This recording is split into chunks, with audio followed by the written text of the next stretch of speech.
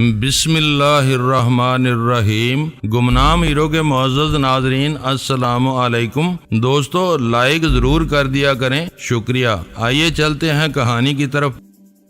سلیم نے برائی ہوئی آواز میں کہا، میری تحریض اور ترغیب کے باوجود تم نے شروع سے اس کتیا میں کوئی دلچسپی نہیں لی۔ شاید تمہارے وجدان نے تمہیں بتایا تھا کہ اس معصوم چہرے کے پیچھے کیسی چڑیل چھپی ہوئی ہے۔ صبح تم کو یہ ملک چھوڑ دینا ہے، رات کو کہیں کرائے پر مکان نہیں ملتے، پھر تم کو وہ ذکر چھیڑنے کی کیا ضرورت تھی؟ اس واقعے کی ساری ذمہ داری تمہاری ہے۔ میں نے کہا، تمہاری بات کھٹ سے میری عقل میں آ گئی تھی۔ میں نے سوچا کہ یہ راضی ہو گئی تو میرے جانے کے بعد تم اسے کسی سستے فلیٹ میں ڈال دو گے، باقی باتیں میں اگلے چکر میں نپٹا لوں گا۔ میرے کمرے میں پہنچ کر وہ شکست خوردہ انداز میں بستر پر گر کر کراہا۔ عزت کے ساتھ ساتھ بوتل بھی ہاتھ سے گئی۔ دیکھو اب وہ سامان کب لاتی ہے، جب تک پورا سامان نہیں آ جاتا تم میرے پاس رکے رہو گے، بلکہ صبح ہم دونوں ہی یہاں سے ایک ساتھ نکلیں گے۔ سامان دلوا کر میں چلا جاؤں گا، میں نے نرمی سے کہا۔ میں اپنے ایک رشتہ دار سے واپسی کا وعدہ کر کے آیا تھا، رات بھر یہاں رکا رہا تو وہ لوگ پریشان ہو جائیں گے۔ چلو ابھی تو سامان کا انتظار کرنا ہے،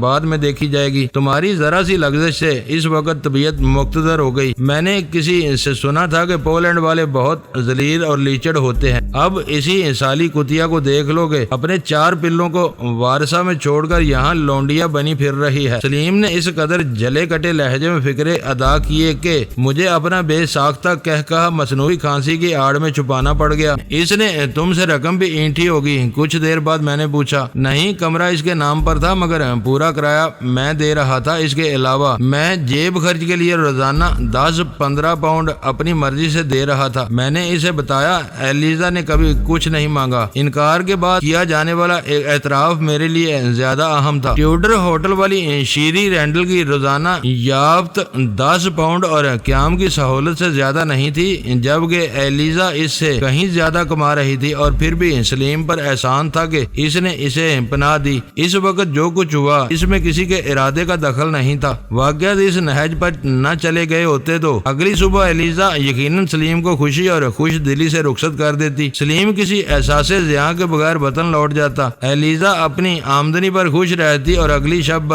پھر پناہ گزین کے لیے اپنے کمرے کے دروازے کھول کر اسے خوشیاں بانٹنے میں مصروف ہو جاتی۔ تھوڑی دیر بعد دروازے پر دستک ہوئی۔ میں نے بڑھ کر دروازہ کھولا تو چوکھٹ پر بلیک لیبل بوتل سمیت سلیم کا سوٹ کیس اور سامان رکھا ہوا تھا۔ ایلیزا مڑ کر سیڑھیوں کی طرف جا رہی تھی۔ دروازے پر دستک دینے کے بعد اس نے کسی کے نمودار ہونے کا انتظار کیے بغیر اپنی راہ لی تھی۔ آؤ اور سامان اٹھا لو، میں نے سلیم کو متوجہ کیا۔ تمہاری بوتل بھی واپس آ گئی ہے۔ سلیم نے اکتاہٹ اور بے دلی سے سارا سامان اندر کھینچ لیا اور پوچھا، کیا وہ تم سے کوئی بات کیے بغیر واپس چلی گئی؟ میں نے دروازہ کھولا تو وہ جا رہی تھی، کہو تو اسے یہاں بھی بلا لاؤں؟ میں نے تمسکرانہ لہجے میں کہا۔ رہنے دو، وہ دونوں ہاتھ جوڑ کے بولا، وہ یہاں سے بھی نکلوا دے گی۔ سلیم نے سرسری انداز میں اپنے مختصر اسباب کا جائزہ لیا تو پتا چلا کہ ایلیزا اس کی ہر چیز چن چن کر اٹھا لائی تھی تاکہ وہ کسی بہانے سے دوبارہ اس کو تنگ نہ کر سکے۔ سامان آ گیا، اب میں تیاری پکڑتا ہوں، میں نے اعلان کیا۔ تم تو اپنا بھرا ہوا گلاس اوپر چھوڑ آئے تھے، یہ کیسے ہو سکتا ہے کہ بوتل آ جانے کے بعد میں تمہیں یوں ہی جانے دوں؟ ابھی تھوڑی دیر ٹھہرو۔ وہ بہت ملول اور قبیدہ خاطر ہو چکا تھا۔ اسے ذرا سا سہارا دینے کی نیت سے میں رک گیا۔ اس نے اپنا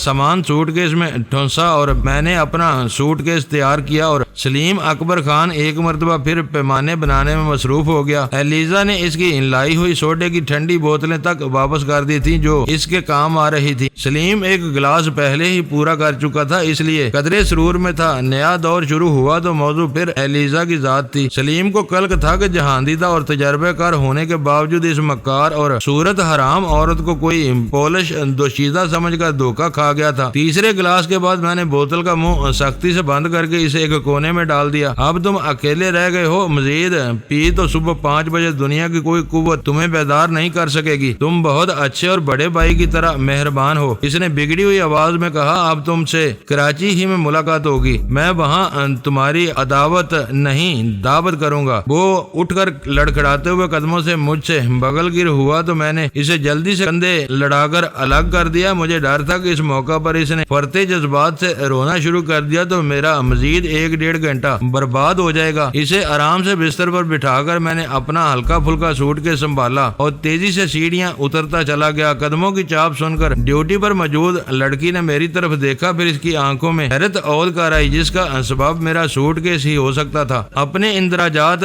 درست کرانے کی بجائے تم تو ہوٹل ہی چھوڑے جا رہے ہو۔ میرے قریب پہنچنے پر اس نے متاسفانہ لہجے میں کہا، اب اتنی رات کو کہاں جاؤ گے؟ ایک رشتہ دار کے گھر جانا پڑ رہا ہے، مجبوری ہے، میں نے شانے اچکا کے کہا۔ تمہیں علم ہوگا کہ کرائے کا لین دین مسز رینالڈ خود کرتی ہیں، اس نے مدافعانہ لہجے میں کہا۔ اس وقت تم کو کوئی رقم واپس نہیں کی جا سکتی۔ پرواہ نہیں، ویسے بھی آج رات میرا کمرہ آباد رہے گا، اس میں وہی شخص سوئے گا جس کا نام تمہارے رجسٹر میں لکھا ہوا ہے، اور یہ اچھی بات ہے۔ اس نے اٹھ کر الوداعیہ انداز میں اپنا ہاتھ میری طرف بڑھا دیا۔ Good luck and good night, میں نے اسے ہاتھ ملا کر رائل ہوٹل کو خیر بات کہہ دیا۔ باہر اس وقت فوار پڑ رہی تھی، مجھے سامنے ہی ایک ٹیکسی نظر آئی۔ اسٹریٹ لیمپ کی روشنی میں سفید فام ڈرائیور کا چہرہ صاف نظر آ رہا تھا۔ وہ چھریرے بدن والا ایک بارش نوجوان تھا۔ اس بوندا باندی میں سوٹ کیس اٹھا کر زیادہ بھاگ دوڑ کرنی میرے لیے محال تھی۔ میں بادل نخواستہ ٹیکسی کی طرف بڑھتا چلا گیا۔ مجھے اپنی طرف آتا دیکھ کر ڈرائیور پھرتی سے اپنی نشست سے نیچے آ گیا۔ اس نے ایک خلیقانہ مسکراہٹ کے ساتھ میرے ہاتھ سے سوٹ کیس لے کر عقبی پائیدان پر رکھ دیا اور میری منزل کے بارے میں کچھ پوچھے بغیر گھوم کر اپنی نشست پر جا بیٹھا۔ میرے سوار ہونے تک انجن جاگ اٹھا تھا۔ میں نے اپنی منزل کا پتہ بتایا، ڈرائیور نے میٹر چلایا اور ٹیکسی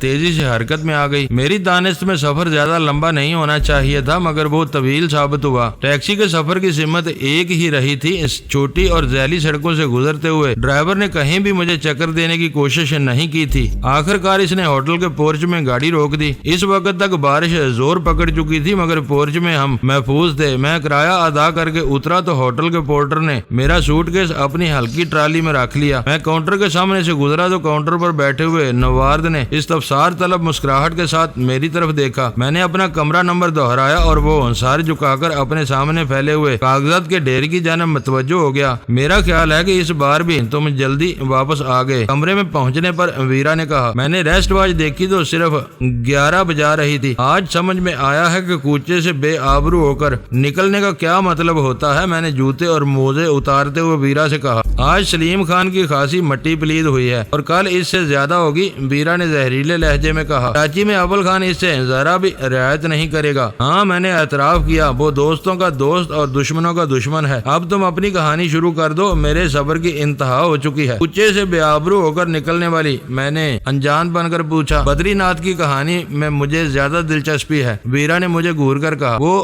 واقعی مشکلات میں گر گیا ہے۔ یہ کہہ کر میں نے اس کی بے ربط کہانی تسلسل سے بیان کرنی شروع کر دی۔ ویرا پوری توجہ سے میرا ہر لفظ سن رہی تھی۔ تمہیں جلد از جلد اس سے مل لینا چاہیے۔ میرے خاموش ہونے پر ویرا نے کہا، آمنے سامنے بات ہوتی ہے تو نتائج بہت حیران کن ثابت ہوتے ہیں۔ جب تک اس کی نگرانی ہو رہی ہے یہ خطرہ مول نہیں لیا جا سکتا۔ میں نے فیصلہ کن لہجے میں کہا، اس کے ساتھ ہم بھی بے موت مارے جائیں گے۔ اس وقت اس سے دور رہنا ہی بہتر ہے۔ اس سے دور رہ کر معاملات تیزی سے نہیں نپٹائے جا سکیں گے۔ سب سے پہلے رمیش اگروال کا پتہ صاف کرنا ضروری ہو گیا ہے۔ وہ یہاں دل کھول کر بدری ناتھ کے خلاف زہر پھیلانے کی کوشش کرے گا۔ اب بدری بھی اس بارے میں نیم رضامند ہے۔ یہ کام بھی اتنا آسان ثابت نہیں ہوگا۔ ابھی تک ہم بالکل غیر مسلح ہیں۔ تمہارے سیکھے ہوئے مارشل آرٹس کس دن کام آئیں گے؟ ہتھیاروں کا ذکر آتے ہی میں نے اس کی بات کاٹ کر سوال داغ دیا۔ تم ٹھیک کہہ رہے ہو، لیکن تم یہ کیوں بھول رہے ہو کہ بدری کے ساتھ اس کی نگرانی بھی ہو رہی ہوگی؟ اس کی جان کو کوئی خطرہ اور درپیش ہوا تو نگراں ہی اس کا محافظ بن کر ہمارے مقابلے پر آ جائے گا۔ اس ناگہانی مصیبت کا مقابلہ کرنا آسان نہیں ہوگا۔ ایک دفعہ بدری ناتھ کا گرین سگنل مل جائے تو اس کا کوئی نہ کوئی حل سوچ لیا جائے گا۔ ایسے حالات میں کسی سے مل بیٹھنے کے بجائے اسے ختم کرنا زیادہ آسان ہوتا ہے۔ مارو اور پوری قوت سے بھاگ جاؤ کے فارمولے پر عمل کر کے کامیابی ہو ہی جاتی ہے۔ سری نواسن اور بیلا کے بارے میں تمہاری کیا رائے ہے؟ ویرا نے پوچھا۔ بدری ناتھ کی کہانی کے سارے کردار اس وقت شکوک و شبہات کی زد میں آئے ہوئے ہیں۔ بدری ناتھ ان سب کے بارے میں پرانے حوالوں سے سوچ رہا تھا۔ میں نے اسے تازہ ترین صورتحال سے آگاہ کر دیا ہے، کل تک شاید وہ صحیح رائے قائم کرنے کی پوزیشن میں آ جائے گا۔ ماسٹر رابرٹ ہوٹل کے باہر ہونے والی گرفتاریوں کے بارے میں پرائیویٹ چینل کی خبر کی بازگشت اب ہر اسٹیشن سنا رہا ہے۔ یہ خبریں بھی اسے صحیح فیصلوں تک پہنچنے میں مدد دیں گی۔ اس وقت توقعات اور امیدوں کے سوا ہمارے پاس کچھ بھی نہیں ہے۔ وہ سارا دن گزار کر لندن پہنچا ہے اور پھر بھی یہ بڑی بات ہے کہ ہمارے سامنے آئے بغیر مقامی پولیس انڈین لابی کی طرف متوجہ ہو چکی ہے۔ دو مسلح افراد کی گرفتاری سے جیمز پنڈت اور گیتا کے قتل کی تفتیش کا رخ بھی بدل جائے گا، جس کا سارا فائدہ ہم دونوں کو پہنچے گا۔ میں نے کہا، اس کا مطلب ہے کہ کل تم بدری ناتھ سے فون پر بات کرو گے، اس کے بغیر ہم ہاتھ پر ہاتھ دھرے بیٹھے رہیں گے۔ میں نے جواب دیا، اب تم سلیم اکبر خان کی کہانی بھی سنا سکتے ہو۔ میں بیئر کا ایک کین لوں گی، چاہو تو ریفریجریٹر میں سے تمہارے لیے بھی ایک ڈبہ نکال لاؤں۔ لے آؤ، سونے تک کچھ نہ کچھ شغل ضرور ہونا چاہیے۔ یہ کہہ کر میں غسل خانے میں چلا گیا۔ میں شب خوابی کا لباس تبدیل کر کے لوٹا تو ویرا میز پر بیمپی کے کئی ڈبے کھولے بیٹھی تھی اور کمرہ اشتہا انگیز خوشبوؤں سے مہک رہا تھا۔ اوہو، رات کا کھانا تو میں بالکل بھول ہی گیا تھا۔ میز پر نظر پڑتے ہی مجھے احساس ہوا کہ سہ پہر کے بعد سے میں نے کچھ بھی نہیں لیا تھا۔ مجھے معلوم تھا کہ تم یہی کہو گے، اسی لیے میں باہر نکل کر برگر اور فرائیڈ چکن وغیرہ لے آئی تھی۔ ان میں کسی بھی چیز میں سور کا گوشت نہیں ہے۔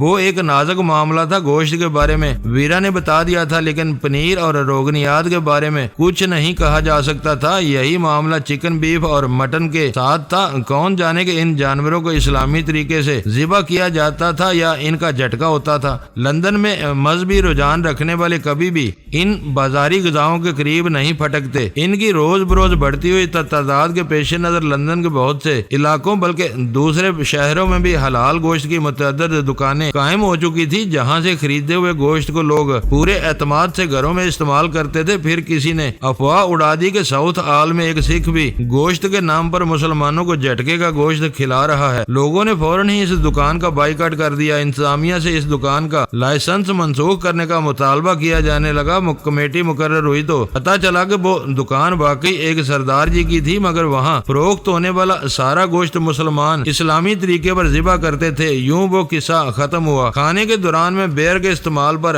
ویرا نے خلاف توقع کوئی تبصرہ نہیں کیا۔ وہ اتنی منہ پھاٹ تھی کہ ایک مرتبہ براہ راست سوال کر بیٹھی تھی کہ شوق سے شراب نوشی کرنے والے مسلمان بھی سور کے گوشت سے کیوں پرہیز کرتے ہیں، جبکہ حرام دونوں ہی ہیں۔ وہ سارے خیالات میرے ذہن میں ابھرتے اور معدوم ہوتے رہے، مگر میں نے اس بارے میں ویرا سے ایک لفظ بھی نہیں کہا۔ اسے ایک سرا مل جاتا تو وہ بات کا بتنگڑ بنا سکتی تھی۔ اس کی فرمائش پر میں نے سلیم کی بے آبروئی کا ذکر چھیڑ دیا، جسے سن کر وہ دیر تک ہنستی رہی۔ کھانا ختم کر کے بھی ہم دونوں کچھ دیر تک بیٹھے بیئر کے دوسرے کین سے شغل کرتے رہے۔ آخر کار میں بستر پر لیٹا تو ویرا کمرے کی روشنیاں گل کر کے باتھ روم میں جا گھسی۔ چند منٹ بعد وہ شب خوابی کے لباس میں ملبوس ہو کر باتھ روم سے برآمد ہوئی تو کمرہ بینی سی خوشبو کی مہکار سے بھر گیا۔ اس نے کمرے کی فضا کو خوشگوار بنانے کے لیے کسی اچھے پرفیوم کا سہارا لیا تھا۔ عقب سے آنے والی روشنی میں نے بس لمحہ بھر کے لیے اس کے پیکر کو دیکھا اور کروٹ لے کر آنکھیں موند لی۔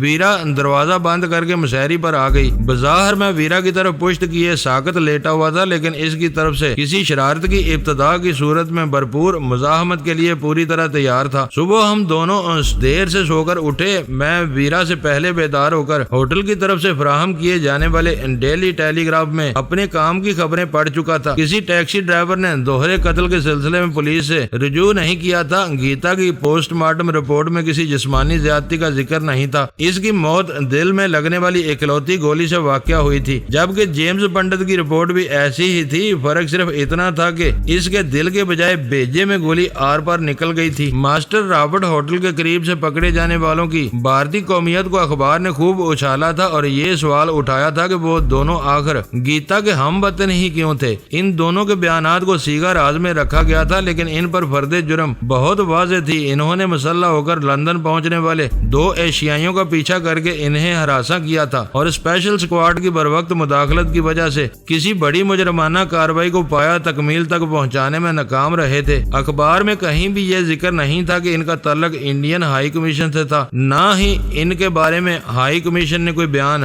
جاری کرنے کی ضرورت محسوس کی تھی۔ وہ اخبار والوں کی بے خبری تھی، مگر مجھے بدری کی وجہ سے اندر کی کئی باتیں معلوم ہو چکی تھی۔ میرے لیے یہ سمجھنا دشوار نہیں تھا کہ دوہرے قتل کی واردات کے بعد اپنا دامن صاف رکھنے کے لیے انڈین سیکرٹ مشن کے مقامی سربراہ نے اپنے آدمیوں کے بجائے لندن میں آباد بھارتیوں میں سے 2 آدمیوں کو چن کر بدری اور رمیش کی نگرانی پر لگایا تھا تاکہ ان کے گرفت میں آنے کی صورت میں ہائی کمیشن پر حرف گیری نہ کی جا سکے۔ تیار ہونے کے بعد ویرا بھی اخبار لے بیٹھی۔ میں نے سائڈ ٹیبل پر موجود سروس کارڈ اٹھا کر دیکھا تو کرائے میں شامل ناشتے کی فراہمی کا وقت 10 بجے ختم ہو چکا تھا۔ میں نے اسی کارڈ سے نمبر دیکھ کر انٹرکام پر روم سروس کو کمرے میں ناشتہ بھیجنے کی ہدایت دے دی۔ مقررہ اوقات کے بعد 12 بجے تک مہمانوں کو قیمت لے کر ان کے کمروں میں ناشتہ فراہم کیا جاتا تھا۔ معلوم ہوتا ہے کہ لندن کے اخباری نامہ نگاروں پر کاہلی چھائی ہوئی ہے، ورنہ پکڑے جانے والوں کے بیانات سامنے آنے سے بہت سی باتیں صاف ہو سکتی ہیں۔ ویرا نے اخبار ایک طرف پھینک کر انگڑائی لیتے ہوئے کہا، اخبار والے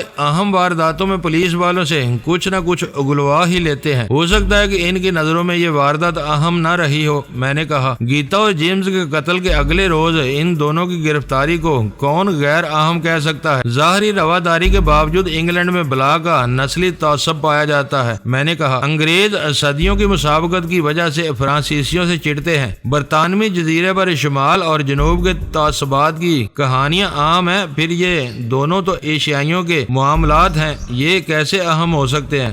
ناشتہ کر لو پھر بات ہوگی، خالی معدے میں ایسے ہی فاسد خیال آتے ہیں۔ ویرا نے ہنس کر کہا، آج شاید ہمارا سارا دن اسی کمرے میں گزرے گا، بدن کو یوں زنگ لگانا میرے بس سے باہر ہے۔ ناشتے کے بعد میں باہر نکل جاؤں گا۔ کہاں جاؤ گے؟ ویرا نے پوری اشتیاق لہجے میں سوال کیا۔ لندن بہت بڑا شہر ہے، کہیں بھی نکل جاؤں گا۔ اصل میں نے اس شہر کو آج تک ایک سیاح کی نظروں سے نہیں دیکھا، فرصت ہے تو یہی کام کر ڈالوں گا۔ میں بھی تمہارے ساتھ چلوں گی، مجھے مومی مجسموں کا عجائب گھر دیکھنے کا بہت شوق ہے۔ بیکر اسٹریٹ تک تم اکیلی بھی جا سکتی ہو، ہم دونوں کا یہاں تک ساتھ ہی ٹھیک ہے۔ باہر ہمارا ایک ساتھ رہنا کسی بھی وقت رنگ دکھا سکتا ہے۔ پھر میں پہلے ماسٹر رابرٹ سے اپنا سامان لاؤں گی، اس کے بعد کچھ سوچا جائے گا۔ اسی وقت بیٹر ناشتہ لے آیا، اس میں بس وہی اشیاء شامل تھی جو میں نے اپنے آرڈر میں نوٹ کرائی تھی۔ ہم دونوں خاموشی سے اپنی اپنی پسند کی چیزوں سے انصاف کرنے میں مصروف ہو گئے۔ ناشتے کے بعد ویرا کسل مندانہ انداز میں بستر پر دراز ہو گئی۔ میں نے لباس تبدیل کیا اور تیار ہو کر ہوٹل سے نکل کھڑا ہوا۔ کمرہ چھوڑتے ہوئے میں ساؤتھ آل کے علاقے کا ایک چکر لگانے کا فیصلہ کر چکا تھا۔ ہوٹل سے آکسفورڈ سرکس اور بونڈ اسٹریٹ کے ٹیوب اسٹیشن کا فاصلہ تقریباً برابر ہی تھا۔ میں بونڈ اسٹریٹ کی طرف ہو لیا۔ خراما اس طرف جاتے ہوئے میرا ذہن مسلسل تازہ ترین فیصلے پر کام کرتا رہا۔ میرے لیے اس علاقے میں صرف اور صرف ایک ہی خطرہ پنہاں تھا کہ انڈین ہائی کمیشن کا سری نواسن بھی ساؤتھ آل میں رہتا تھا اور رمیش اگروال بھی اسی کے گھر ٹھہرا ہوا تھا۔ رمیش سے لندن میں کہیں بھی میرا آمنا سامنا ہونا میرے کھیل کو بگاڑ سکتا تھا۔ ساؤتھ آل کے علاقے میں یہ امکان سب سے زیادہ تھا۔ ٹیوب اسٹیشن پر پہنچنے تک میں اپنا ارادہ بدل چکا تھا۔ رمیش اور بدری پچھلی رات ہی لندن پہنچے تھے۔ غالب امکان یہی تھا کہ گھر میں دیر تک سونے کے بعد وہ قرب و جوار کے بازار کا جائزہ لینے کے لیے باہر نکلیں گے۔ ایسے میں میرا وہاں موجود ہونا خطرناک تھا۔ ٹریول کارڈ لے کر میں بونڈ اسٹریٹ سے بیکر اسٹریٹ ٹیوب اسٹیشن کی طرف روانہ ہو گیا۔ اس روٹ پر ٹرین میں مسافروں کا خاصا ہجوم تھا۔ بیکر اسٹریٹ کی زمین 2 سیڑھیوں سے نکلنے والے ریلے میں شامل ہو کر میں باہر آیا تو مدام تساؤ کے مومی عجائب گھر اور پلانیٹوریم کا گنبد دور ہی سے نظر آ رہا تھا۔ میں نے سوچا کہ کیوں نہ میں ویرا سے پہلے ہی لندن کے اس حیرت کدے کی سیر کر لوں۔ میں سگریٹ کا کش لگاتا ہوا قریب پہنچا تو ٹکٹ گھر کے سامنے تماشائیوں کی ایک لمبی قطار نظر آئی جو بہت دھیرے دھیرے آگے سرک رہی تھی۔ قطار کے آخری سرے پر لگ کر میں نے حساب لگایا کہ ٹکٹ کے حصول مومی عجائب گھر کی سیر اور سیار گاہ میں فلکیاتی نظاروں کے لیے کم از کم 4 گھنٹے کی مدت ضرور درکار تھی۔ اس کا مطلب تھا کہ میرا وہ دن اسی ایک مقام کی نظر ہو جاتا اور وہاں سے نمٹنے کے بعد جب میں بدری ناتھ کو فون کرتا تو ہر بات اگلے دن کے لیے ٹالنی پڑ جاتی۔ میں نے مڑ کر دیکھا تو حیران رہ گیا کہ میرے پیچھے بھی 85 بچوں، بڑوں، مردوں اور عورتوں کی قطار لگ چکی تھی۔ ایک مشہور تفریح گاہ کی قطار سے اچانک نکل بھاگنا مجھے اچھا نہ لگا۔ اس بدذوقی سے بچتے ہوئے میں نے کوئی اہم بات یاد آنے کی اداکاری کی اور قطار سے نکل کر اس طرف ہو لیا جہاں عجائب گھر کے ساتھ ہی فوٹوگرافر کی دکان تھی۔ اس دکان کے فوٹوگرافر عجائب گھر کے مختلف حصوں میں منتخب اور باحیثیت نظر آنے والے غیر ملکی جوڑوں کی مفت تصاویر بنا کر انہیں ایک نمبر دے دیتے ہیں۔ سیر سے فارغ ہو کر ایسے جوڑے کاؤنٹر پر جائیں تو وہاں ان کی دھلی دھلائی تصاویر موجود ہوتی ہیں۔ تصویر پسند آئے تو پاؤنڈ دے کر خرید لیں، نہ پسند ہو تو کچھ نہیں دینا، دکاندار تصویر ضائع کر دے گا۔ اس وقت میں اندر گیا تھا، نہ میں نے تصویر بنوائی تھی، میں ادھر سے گزر کر آگے نکلتا چلا گیا۔ اس مومی عجائب گھر سے تھوڑے فاصلے پر مشہور ریجنٹ پارک واقع ہے، جس میں لندن کا چڑیا گھر واقع ہے۔ اسی پارک کے ایک سرے پر جامع مسجد بنی ہوئی ہے، جہاں 5 وقتہ نمازوں کے ساتھ سارا دن تبلیغ و تربیت کا سلسلہ بھی جاری رہتا ہے۔ میں پارک میں سے گزرنے والی سڑکوں سے دور ایک سرسبز خطے پر جا کر بیٹھ گیا۔ ہوٹل کے بند کمرے کے مقابلے میں اس پارک کی خنک فضا مجھے بہت بھلی معلوم ہو رہی تھی۔ کافی دیر تک وہاں سستانے کے بعد بیکاری اور خالی پن کا احساس مجھے ستانے لگا۔ قدرت نے آسمان سے بوندیں ٹپکا کر میرے اس احساس کی تائید کی اور میں دوبارہ اپنے قدموں پر کھڑا ہو گیا۔ وہ بوندیں فوار کے مقابلے میں کافی تیز تھی۔ میں نے فوراً ہی اپنی مہنگی برساتی پہنی ٹوپی سر پر منڈ کر اسے کالر سے جوڑا اور پھر ایک طرف چل دیا۔ قریب ترین سڑک پر پہلی بس نظر آتے ہی میں اس میں سوار ہوا اور ڈرائیور کو ٹریول کارڈ دکھا کر اندر بیٹھ گیا۔ وہ بس کچھ نامانوس راستوں سے گزرنے کے بعد جو ہی ماربل آرچ کے نزدیک ٹھہری، میں نے بس میں طے کیا اور آکسفورڈ اسٹریٹ عبور کر کے ہوٹل کی طرف ہو لیا۔ ہوٹل کے بورڈ پر کمرے کی چابی موجود تھی، اس کا مطلب تھا کہ ویرا باہر جا چکی تھی۔ میں نے کلرک سے چابی طلب کی تو اس نے میرا نام پوچھا۔ دراز میں جھانک کر نام کی تصدیق کی اور چابی میرے حوالے کر دی۔ اپنے آرام دہ کمرے میں پہنچ کر میں نے برساتی اور غیر ضروری کپڑوں سے نجات حاصل کی اور فریج میں سے بیئر کا ایک ڈبہ نکال کر ٹیلی ویژن آن کر دیا۔ ہر چینل مصروف تھا مگر کہیں سے بھی میری دلچسپی کا کوئی پروگرام نہیں آ رہا تھا۔ میں نے BBC لگا کر آواز بند کر دی اور پھر فون کی طرف متوجہ ہو گیا۔ چند ثانیوں بعد میں نے سری نواسن کے گھر کا نمبر ملایا، ایک کے بعد دوسری گھنٹی بجی اور پھر ریسیور اٹھا لیا گیا۔ دوسری طرف سے آنے والی آواز سن کر میں اپنی جگہ سن ہو کر رہ گیا۔ وہ رمیش اگروال کی آواز تھی، جسے میں ہزاروں کے شور میں بھی شناخت کر سکتا تھا۔ میرے دل میں آئی کہ منہ سے ایک لفظ بھی نکالے بغیر فون بند کر دوں، مگر اس طرح وہ شکوک و شبہات میں مبتلا ہو کر کچھ بھی سوچ سکتا تھا۔ میں نے لمحہ بھر میں فیصلہ کر لیا، اس سے آواز بدل کر بات کروں گا۔ اس نے ریسیور اٹھا کر اپنا نام بتانے کے بجائے محض ہیلو کہا تھا۔ میں نے بدلی ہوئی آواز میں کہا، میں گرنام بول رہا ہوں، ذرا بدری ناتھ کو فون پر بلا دو۔ تم کون ہو؟ میرے کانوں میں اس کی سرد آواز تیر گئی۔ میں نے کہا نا میں گرنام ہوں، کیا تم کچھ اونچا سنتے ہو؟ میں نے کہا میرا مطلب ہے کہ بدری سے تمہارا کیا تعلق یا سمبند ہے؟ اس نے اپنا مدعا واضح کیا۔ کیا اس سے بات کرنے سے پہلے یہ سب بتانا ضروری ہے؟ میں نے خفگی سے پوچھا۔ ہرگز نہیں، بات صرف اتنی سی ہے کہ وہ موجود نہیں ہے، تم پیغام دے دو، پھر سری نواسن کو بلا دو۔ میں نے اس کے آخری فکرے کو نظر انداز کر دیا۔ سری نواسن اور اس کی بیوی کام پر ہیں، بچے اسکول سے نہیں لوٹے، بدری باہر بازار تک گیا ہوا ہے، اس وقت گھر میں صرف میں ہی ہوں۔ تمہارا نام کیا ہے؟ میں نے اس کی بات کاٹ کے پوچھا۔ رمیش اگروال، اس نے جواب دیا۔ میں بدری کا دوست ہوں، مجھے معلوم ہے کہ کل شام بھی تم نے اس سے بات کی تھی، تم پورے اعتماد سے اپنا پیغام دے سکتے ہو، وہ آئے گا تو میں اسے بتا دوں گا۔ پچھلے دن کی گفتگو کا حوالہ دے کر اس نے بہت مکاری کے ساتھ مجھے اپنے اعتماد میں لینے کی کوشش کی۔ میں نے جواب دینے کی بجائے ایک اور سوال کر ڈالا، وہ کتنی دیر میں آئے گا؟ 10-15 منٹ میں، اسے گئے ہوئے کافی دیر ہو چکی ہے، تم ڈرو نہیں، اپنی بات مجھ سے کہہ ڈالو۔ بدری کی ہر بات میرے علم میں رہتی ہے، وہ مجھے شیشے میں اتارنے کی کوشش کرتا رہا۔ وہ آئے تو اسے بتا دینا کہ میں نے اس کے لیے فون کیا تھا۔ اتنا کہہ کر میں نے فون بند کر دیا۔ غیر متوقع طور پر اس سے بات کرتے ہوئے مجھے اس موسم میں بھی ہلکا سا پسینہ آ گیا تھا۔ وہ میری آواز ذرا بھی پہچان لیتا تو کھیل بگڑ جاتا۔ اپنا اعصابی تناؤ دور کرنے کے لیے میں نے بیئر کا ایک گھونٹ لے کر سگریٹ سلگا لی۔ اگلی کال میں نے آدھے گھنٹے بعد کی، اس بار ریسیور بدری ناتھ نے ہی اٹھایا تھا۔ یہ میری دوسری کال ہے، تم کہاں گئے ہوئے تھے؟ میں نے پوچھا۔ تعاقب کا اندازہ لگانے کے لیے صبح سے چوتھی بار باہر نکلا تھا، رمیش نے مجھے تمہارے فون کے بارے میں بتا دیا تھا۔ اسے تجسس ہے کہ تم روز کیوں فون کر رہے ہو؟ کیا بات ہے، اس وقت تم بہت کھل کر گفتگو کر رہے ہو۔ ہاں، میرے آنے کے بعد رمیش باہر گیا ہے، اس وقت میں گھر میں اکیلا ہوں۔ اوہ، لیکن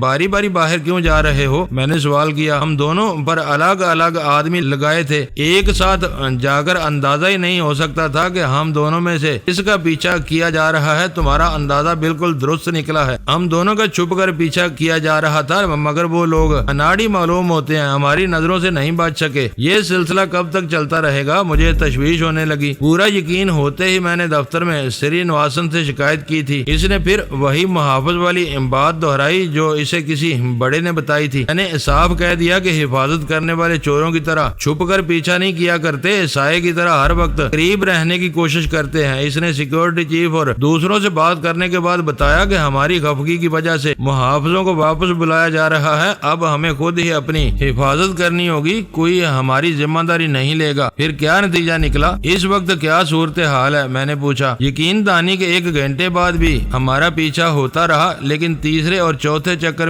میں کسی کو نہیں دیکھ سکا۔ پھر بھی میں وثوق سے کچھ نہیں کہہ سکتا۔ یہ ممکن ہے کہ انہوں نے ہماری تسلی دے کر آدمی بدل دیے ہوں اور نئے آدمی اپنے کام سے خوب واقف ہوں۔